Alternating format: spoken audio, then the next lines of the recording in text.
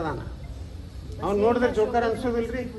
ನಮ್ಮ ಸರ್ಕಸ್ನಾಗ ಒಬ್ಬ ಜೋಕರ್ ಇರ್ತಾರಲ್ಲ ಹಂಗ ಮಾನಸಿಕವಾಗಿ ಅವನೇ ಮಾನಸಿಕ ರೋಗಿ ಅದಾನ್ರಿ.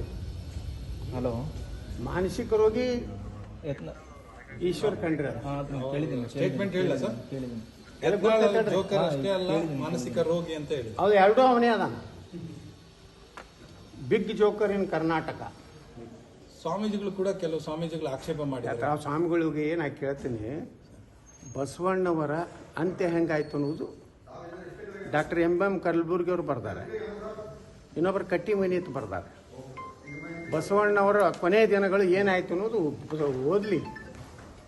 ಇಷ್ಟು ಮಾತಾಡ್ತಾರಲ್ಲ ಇವ್ರು ಸ್ವಾಮಿಗಳು, ಇವರೆಲ್ಲ ಈ ಈಶ್ವರ್ ಖಂಡ್ರೆ ಮಾತಾಡ್ತಾನಲ್ಲ, ಆ ಇದನ್ನು ಅನುಭವ ಮಂಟಪ ಏನದಲ್ಲ, ಅದನ್ನೊಂದು ಯಾವ ಪೀರ್ ಸಾಬ ಯಾವುದೋ ಒಂದು ದರ್ಗಾ ಆಗಿದೆಯಲ್ಲ, ಅದನ್ನು ಮುಕ್ತ ಮಾಡ್ಲಿಕ್ಕೆ ಏನು ಶಾಮನೂರು ಶಿವಶಂಕರಪ್ಪ ಆಗಲಿ, ನಮ್ಮ ಈಶ್ವರ್ ಖಂಡ್ರೆ, ಭೀಮಣ್ಣ ಖಂಡ್ರೆ, ಇವರೆಲ್ಲ ಸೋಕಾಲ್ಡ್ ಲಿಂಗಾಯತ್ ಲೀಡ್ರಲ್ಲ, ಅನುಭವ ಮಂಟಪ ಮುಕ್ತ ಮಾಡಿಸಿ ಪೀರ್ ಭಾಷಾ ದರ್ಗಾ.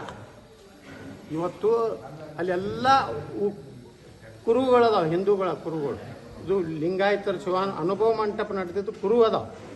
ಅದನ್ನು ಮುಕ್ತ ಮಾಡೋ ತಾಕತ್ತಿದೆ ಈ ಸ್ವಾಮಿಗಳಿಗೆ. ಏನು ನಾನು ವಿರುದ್ಧ ಮಾತಾಡಕತ್ತಾರಲ್ಲ, ಈ ಈಶ್ವರ್ ಖಂಡ್ರಿಗೆ ತಾಕತ್ತಿದೆಯಾ?